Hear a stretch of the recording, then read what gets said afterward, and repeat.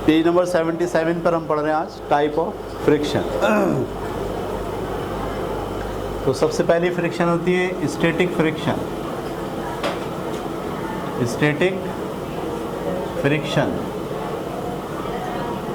ठीक है, यानी जब तक के ऑब्जेक्ट अपनी जगह पर खड़ा है उस वक्त तक उसमें जो फ्रिक्शन होती है उसे क्या कहते हैं आप। जैसे मिसाल के तौर पर मैं आपसे कहूँ कि ये फर्श है, इसके ऊपर ये बक्स रखा हुआ है और हम यहाँ से क्या लगा रहे हैं, फोर्स लगा रहे हैं। तो आप जानते हैं किसी भी ऑब्जेक्ट और उसकी सतह के बीच में एक फोर्स डेवलप होती है जो उसको रोकने की कोशिश करती है, उसे क्या बोलते हैं, फ्रिक्शन।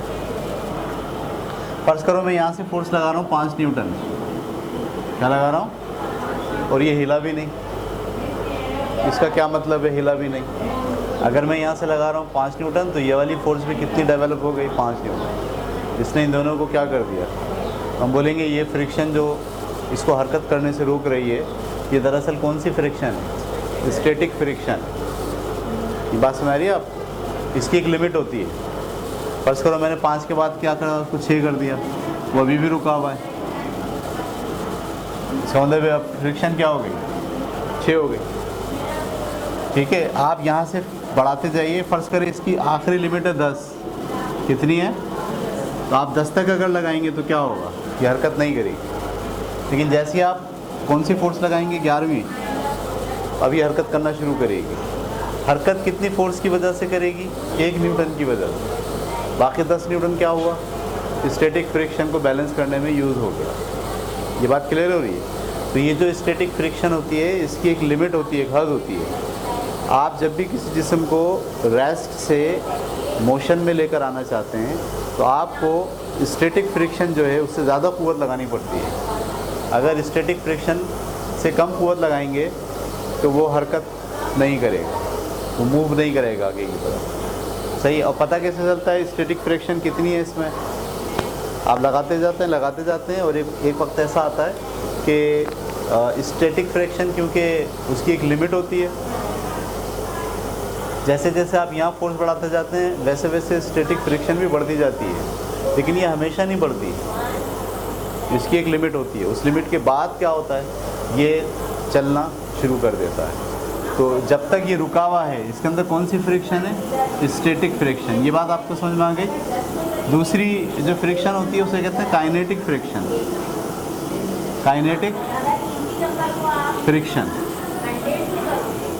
काइनेटिक फ्रिक्शन क्या है, जब ये चलना शुरू कर देता है ना तब भी इसके अंदर फ्रिक्शन रहती है।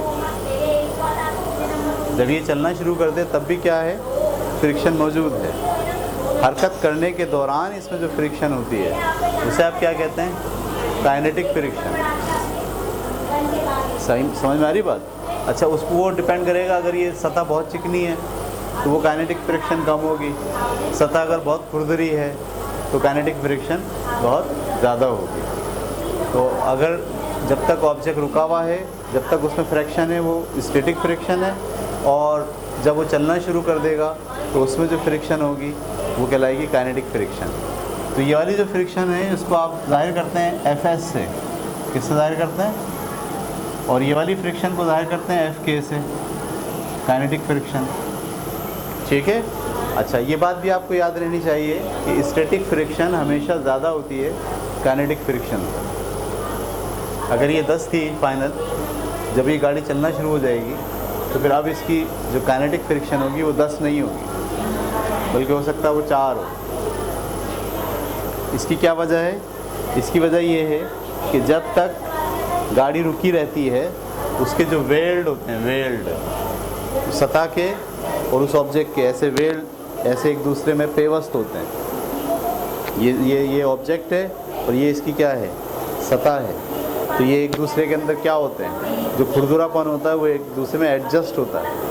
तो एडजस्ट होने की वजह से जो स्टैटिक फ्रिक्शन है वो ज़्यादा है। लेकिन जब आप इसको धक्का देते हैं और ये खुल जाता है तो इसका जो वेल्ड होता है वो दरअसल क्या हो गया, अब खुल गया। उस खुलने की वजह से काइनेटिक फ्रिक्शन क्या होती है, कम हो जाती है। तो इसको आमतौर पर मैथ में यूँ लिखते हैं कि जो स्टैटिक फ्रिक्शन है, सही है, वो हमेशा ज़्यादा होती है किसके? काइनेटिक फ्रिक्शन के। स्टैटिक फ्रिक्शन बड़ी होती है किससे? काइनेटिक फ्रिक्शन से। ये बात समझ में आ गई आपको? उसके बाद जनाब आपका तीसरी किस्म की फ्रिक्शन कहलाती है रोलिंग फ्रिक्शन। कौन सी फ्रिक्शन? Sorry, sliding friction.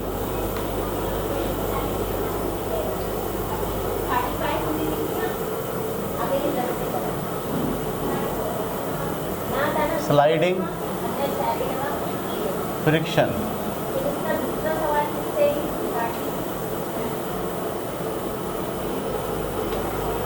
ठीक है।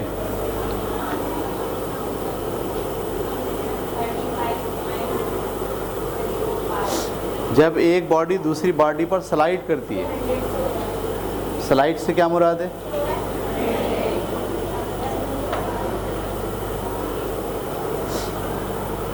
सतह ऐसी नहीं है, सीधी नहीं है, सतह यूं है। सही है। तो आप अगर ऐसे किसी ऐसे सीधी सतह पर किसी डब्बे को धक्का लगाएं और सतह यूं नीचे हो और अब डब्बे को धक्का लगाएं, क्या होगा?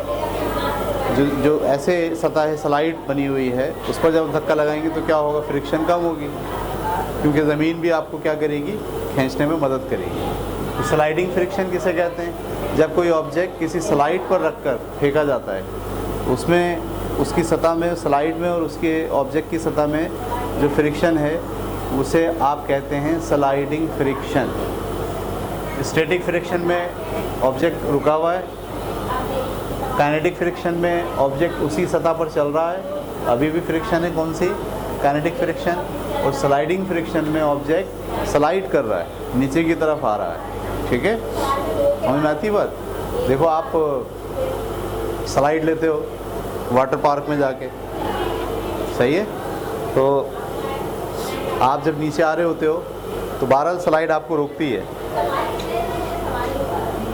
अक्सर आपने देखा होगा पानी बंद कर देते हैं तो फिर नीचे आना मुश्किल हो जाता है। तो स्लाइड पर हर वक्त क्या चला रहे होते हैं? पानी। वो क्यों चला रहे होते हैं पानी हर वक्त? ताकि ये जो स्लाइडिंग फ्रिक्शन है ये कम से कम हो जाए। पानी के बजाय अगर तेल डाल दें एक बारी, लेकिन मसला ये कि तेल से कपड़े ख़राब होंगे और एक बार जब तेल आएगा तो वापस वो सूख जाएगा, तो फिर तो इसलिए वो क्या चलाते हैं? मुसलसल पानी चला रहे होते हैं। वो पानी चला कर क्या करते हैं? स्लाइडिंग फ्रिक्शन को कम करते हैं। अगर पानी बंद कर दें तो क्या होता है? स्लाइडिंग फ्रिक्शन बढ़ जाती है और आप ऊपर से स्लाइड लेकर आते हो लेकिन नीचे तक पहुंच नहीं पाते हो, रुक जाती है। ठीक है, तीसरी किस्म की फ्रिक्शन ये है स्लाइडिंग फ्रिक्शन। और चौथी किस्म की फ्रिक्शन है रोलिंग फ्रिक्शन। क्या? Rolling friction. रोलिंग फ्रिक्शन क्या होती है? ये जो डब्बा था जिसको आप रख के पहले धक्का दे रहे थे, आप क्या करो? इस डब्बे के नीचे पहिए लगा लो। क्या लगा लो? जैसे ही आप पहिए लगाओगे अब क्या होगा? धक्का देना आसान हो जाएगा, हरकत देना आसान हो जाएगा। तो जब आप किसी चीज़ के नीचे पहिए लगा लेते हैं, बेरिंग लगा लेते हैं और उसको चलाना शुरू करते हैं तो अब फ्रिक्शन अभी भी होती है, लेकिन अब फ्रिक्शन पहले के मुकाबले में क्या होती है? बहुत कम हो जाती है। स्टैटिक फ्रिक्शन के मुकाबले में काइनेटिक फ्रिक्शन कम है और इसके मुकाबले में रोलिंग फ्रिक्शन कम है। रोलिंग के अंदर क्या होता है? ये बेरिंग बनाते हैं, बेरिंग। लड़कों को पता है ये बात। ये वाला हिस्सा रुका हुआ होता है और इस वाले हिस्से में क्या डाली हुई होती है? गोलियां, है ना? और जब इसको घुमाते हैं तो ये कौन घूमता है? ये गोलियां घूम रही होती है और ये चीज़ पकड़ी हुई होती है, इसको कहते हैं बेरिंग। जब ये पहिया होता है, इस पहिए में भी ये लगा होता है। तो बज़ाहिर तो आपको लग रहा है कि ये आगे बढ़ रही है, ये आगे नहीं बढ़ रहा है। ये वाली जो सतह है, ये वाली सतह, ये घूम रही है किसके ऊपर? इन गोलियों के ऊपर, ऐसे करके। ये जो आपका पंखा है इसमें भी बेरिंग लगा हुआ अंदर, सही है? तो जो पाइप है वो इसमें जकड़ा हुआ है और जो घूमने वाली चीज़ है वो इसके ऊपर रोल कर रही है। इसको हम कहते हैं रोलिंग फ्रिक्शन। ठीक है, घर के अंदर भी आपको अलमारी अगर धक्का लगाना है और आपको लग रहा है कि धक्का लगाना मुश्किल हो रहा है, तो आप लोहे का पाइप एक तरफ से उठा के और लोहे का पाइप ज़रा रख के फिर धक्का लगाइए, तो आप देखेंगे कि वो लोहे के पाइप के ऊपर बड़े आसानी से धक्का लग सकता है। आमतौर पर घरों में लोग जब सामान एक तरफ से दूसरी तरफ लेके जाते हैं, अब तो वो भी आ गए हैं, 4 पहिए मार्केट में मिलते हैं, वो एडजस्टेबल होते हैं। तो आपको अलमारी खिसकानी है तो आप अलमारी का एक कोना उठा के एक पहिया लगा देते हैं, दूसरे के दूसरा, तीसरे पे तीसरा, और आसानी से पूरी अलमारी रोल करते हुए ले जाते हैं। सही है। तो रोलिंग फ्रिक्शन जो है वो स्टैटिक फ्रिक्शन से कम काइनेटिक फ्रिक्शन, और काइनेटिक फ्रिक्शन से भी कम रोलिंग फ्रिक्शन। जबकि ये तो मामला ही दूसरा है। इसके अंदर सतह पे रख के तो आप नहीं, बल्कि सतह ही दरअसल आपने क्या कर दी है, स्लाइड बना दी है। ठीक है, रोकें। ठीक है, ये हो गया जनाब आपका फ्रिक्शन की टाइप 4 हो गई। अब हम आ गए पेज नंबर 78 पर। 78 पे, पेज नंबर 78 पर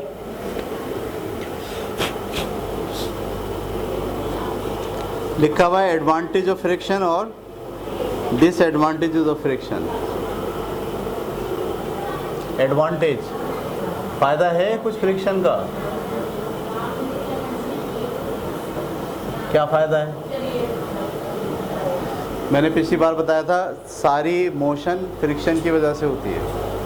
अगर फ्रिक्शन नहीं होगी तो मोशन नहीं होगी। मैं जो पैर जमा के खड़ा होता हूँ, आप देखें जब आपके शूज़ नीचे से प्लेन हो जाते हैं, घिस जाते हैं, तो फिर फर्श पे चलना आपके लिए क्या हो जाता है, मुश्किल हो जाता है। कभी आप अपने शूज़ के तलों को देखें तो उस पर डिज़ाइन बने होते हैं, वो डिज़ाइन नहीं होते, वो ग्रिप होती है। अगर आप ज़्यादा शूज़ यूज़ करें तो वो ग्रिप घिस जाती है। तो घिसने के बाद क्या होता है, जब आप चिकने फर्श पे चलते हैं तो आपका पैर और आपकी जो सतह है, जूते का मटेरियल और फर्श की सतह के दरमियान फ्रिक्शन कम हो जाती है उस ग्रिप के ख़त्म होने की वजह से। जब फ्रिक्शन कम हो जाती है तो आप खड़े होकर चलना आपके लिए मुश्किल होता है, फिसलने का ख़तरा ज़्यादा होता है। तो फ्रिक्शन का एडवांटेज क्या है, लाजमी तौर पर हरकत करने के लिए फ्रिक्शन चाहिए होती है। ठीक है, बग़ैर फ्रिक्शन के कोई हरकत नहीं हो सकती। नंबर 1। नंबर 2, रोकने के लिए भी फ्रिक्शन चाहिए। अगर कोई गाड़ी भागी चली आ रही है, आपको उसे रोकना है, ब्रेक लगाना पड़ेगा। ब्रेक का मतलब क्या है, फ्रिक्शन। सही है। तो ये है एडवांटेज फ्रिक्शन का।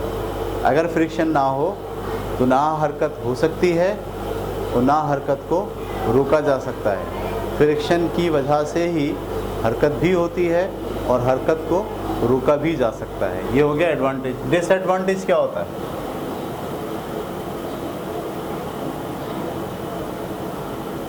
डिसएडवांटेजेस क्या हैं? बहुत डिसएडवांटेजेस हैं भाई। फ्रिक्शन की वजह से इंजन सीज हो जाता है। अगर आप इंजन में ऑयल ना डालें, जब पुर्जे चलते हैं तो एक दूसरे के साथ रगड़ खाते हैं, और रगड़ खाते हैं अगर आपने उसमें ऑयल नहीं डाला हुआ है तो रगड़ खा खा के घिस जाते हैं। ये जो इंजन ख़राब होते हैं ना, इसकी बुनियादी वजह क्या होती है, फ्रिक्शन। फ्रिक्शन होगी तो उसके नतीजे में लाजमी इंजन के पार्ट्स घिसेंगे। सही है, ये डिसएडवांटेज है भाई। मोटरसाइकिल के इंजन का पार्ट घिस रहा है, ये तो चलो समझ में आता है, कोई इतना बड़ा मसला नहीं, मैनेज हो जाएगा। कार भी मैनेज है, हवाई जहाज़ उड़ रहा है और फ़ज़ा में, सही है, और वहाँ पता चला कि उसके इंजन का ऑयल लीक हो गया, कुछ हो गया, और इंजन चल रहा है, घिस रहा है, घिसते घिसते एक पुर्जा टूट गया, अब सबकी जान ख़तरे में। तो फ्रिक्शन की वजह से डिसएडवांटेज बहुत है। ये बात क्लियर हो गई? और क्या डिसएडवांटेज हैं, ये आप पढ़ें पेज नंबर 78 पर। एडवांटेजेस भी लिखे हुए हैं और डिसएडवांटेजेस भी लिखे हुए हैं। अच्छा, अब अगला टॉपिक हमारा पेज नंबर 79 पर है, और वेज टू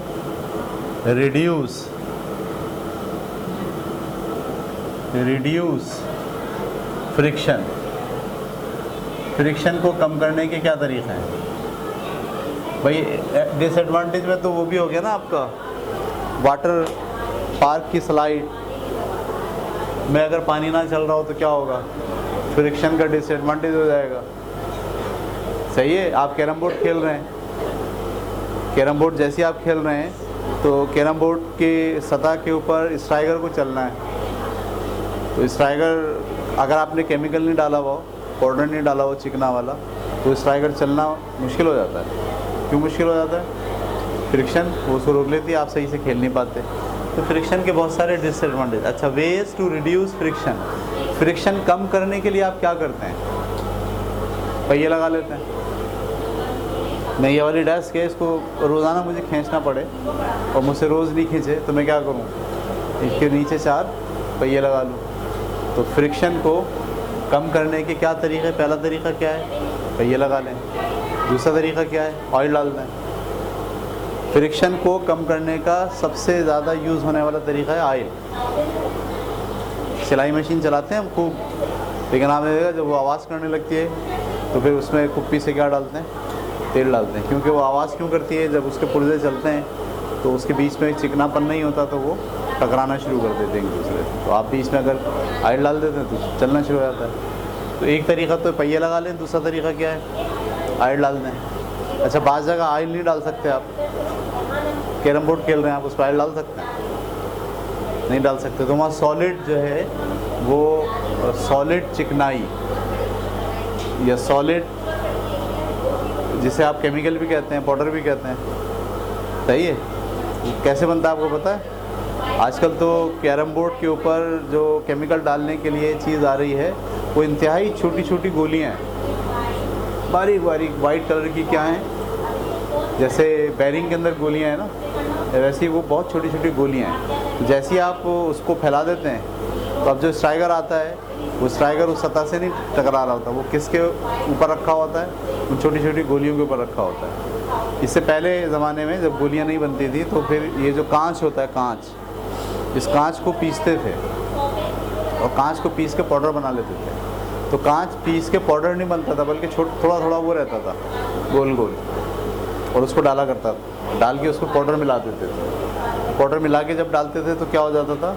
एक सॉलिड किस्म की चिकनाई डेवलप हो जाती थी और उसके ऊपर आपका स्ट्राइकर जो है वो बड़े मज़े से चल रहा होता था। तो नंबर 1 आप पहिए लगा लीजिए, नंबर 2 ऑयलिंग कर लीजिए, नंबर 3 जो सॉलिड केमिकल हैं वो डाल दीजिए। बहुत सारी जगहों पे डलते हैं सॉलिड केमिकल, चिकनाई पैदा करने के लिए, जहाँ लिक्विड की ज़रूरत नहीं होती। ये जो ग्रेफाइट होता है आपका, पेंसिल की नोक है जो, ये दरअसल सॉलिड चिकनाई है। बहुत सारे प्लांट्स में जहाँ ऑयल नहीं डाल सकते आप, वहाँ चिकनाई पैदा रखने के लिए क्या डाला जाता है? ग्रेफाइट पिसा हुआ डाला जाता है, सही है। तो जब वो पुर्जे चलते हैं तो पिसा हुआ जो ग्रेफाइट होता है वो उनके दरमियान चिकनाई को पैदा करता है। ठीक है, बस भाई आज हम इतना पढ़ेंगे। चैप्टर हमारा हो गया ख़त्म।